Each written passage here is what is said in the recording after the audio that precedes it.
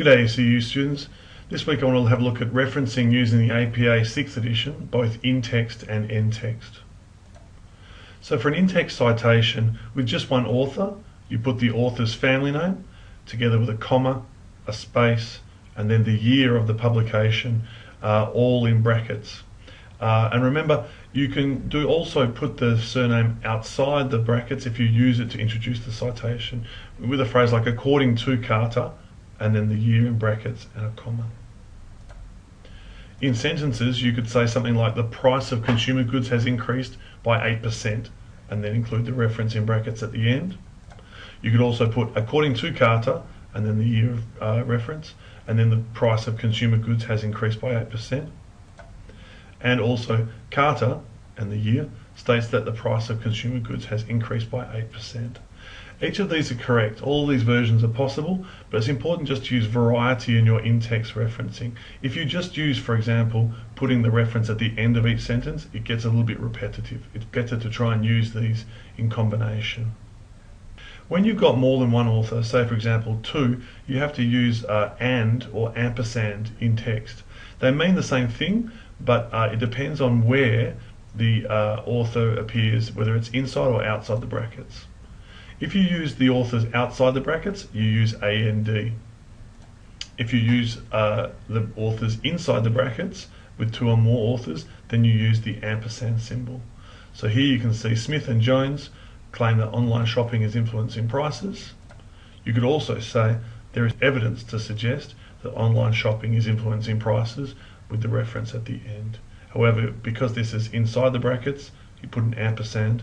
This one's outside the brackets, so you use AND. For multiple authors, the first time you use the citation, the first time you put the in-text reference in, you use all of the authors. But then the next time and the subsequent times that you use that reference, you just use the first author's surname and then et al. So for example, this reference would need the 4 authors and then the year, and for this example the page number, whereas later on in the reference, later on your answer rather, you could say this is extra information, and then a subsequent example you would just use et al, full stop, comma, and then the year and the page number if necessary. Et al just means et alia, which is Latin for and others. Just a note here with page numbers, unless you're quoting, they're not essential, but they do help the reader often to understand exactly which area of the book or reference that you've got the information from. Of course, when you're quoting, you'd also need to use quotation marks with the page number and the reference. Some different reporting verbs you can use to introduce different citations, different references in text. Verbs like claims, states, argues for, argues against, and suggests are very common, and each has a slightly different grammar structure that it might need. Some of them are similar. For example, Smith claims that, Jones states that, are similar, and then here this one, Thomas argues for the legalization of certain drugs. This is a noun phrase, whereas Rogers suggests that all drug laws be scrutinized. So you have the be verb there for that particular reference. For more examples of different reporting verbs and how to use them, I've attached a ECU Faculty of Business and Law help sheet to the end of this video on Blackboard, and you'll see there are examples of different citing verbs that you can use. Another good place to get ideas for how to reference correctly is to read journal articles, especially recent ones, and they give many examples of citing verbs. And in-text referencing, we say good, that just incorporates the references without losing the overall flow of the writing. For quotes in text, you need the surname, the family name of the author, and then a comma, a space, the year of publication, space, P full stop, space, and then the page that the quote came from. All in brackets again, unless you use the family name to introduce the citation. An example here, according to Brown, 2009, year of publication, space, P.34, the page number, economic growth is seldom the best indicator of the well-being of a country. You could also say, experts agree that, and then introduce the quote with the reference and the page number at the end of the given quote. Remember the 10% rule? Definitely maximum, no more than 10% of your entire assignment in quotes. If possible, paraphrase wherever you can. There's plenty more information you can get on in-text referencing. You can go to the referencing guide, which is available from here, and I'll show you to that website in a moment. And also look at the format and the reference style that the different journal articles you read follow. Most recent articles use APA 6th. Here's an example of an in-text reference for a journal article. You can see there are a number of key features. You've got the author's family names and initials, the year of publication in brackets, then full stop. The title of the article is not in italics, but it also is not capitalized either, except for the names of places and also after the colon. The name of the journal article is in italics. The volume number is in italics. There's no space. And then the issue number is in brackets afterwards. Then the page numbers of the journal article.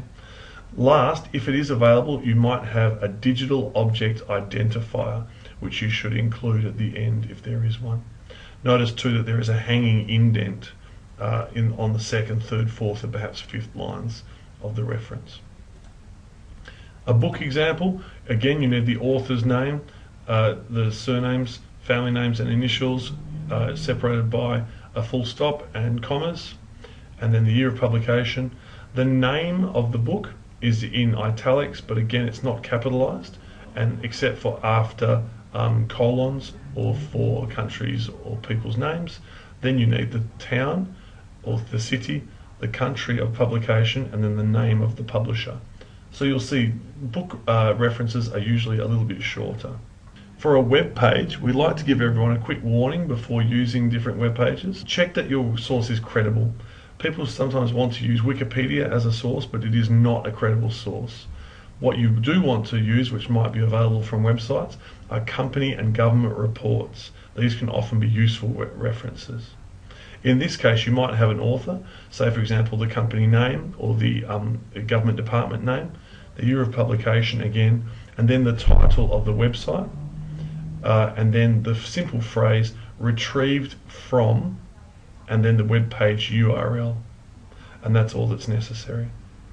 And note too that if you don't have a date for the web page, if it is not clear as to when it was published, just write N.D. for the year of publication. For your in-text reference list, notice that your in-text reference list should have the following: the words reference list as the title, centered at the top of a new page. Start your reference list on a new page. The list should be an alphabetical author by the author's family name, or by, if the author is the government department name. Don't forget the hanging indent, which is the second, third, fourth lines of the reference, need to be tab spaced. And only include in-text reference which you have used in text. If you've used a source for some background reading, but you haven't referenced it in text, you don't reference in your in-text references. And don't forget the double space between each of your in-text references. Here's an example. You can pause if you like and have a look at these examples. You notice the hanging indent. They're organized alphabetically. Each has a year, and they all have the different authors' names. For more information, you should go to the ECU library page. They have a section on referencing. Here's the home page. I'll just take you there now. If you have a look here, you'll see in the Library One search, you can go to subject guides, and usually the most popular subject guide is referencing. Here's where you'll find a page which has a number of useful references. The ECU referencing guide is downloadable from here. There's also a link to the APA style guide to electronic references, and also up top here you'll see there's a series of YouTube tutorials you can follow that show you how to reference different types of texts using the APA 6th edition. So give it a try and good luck.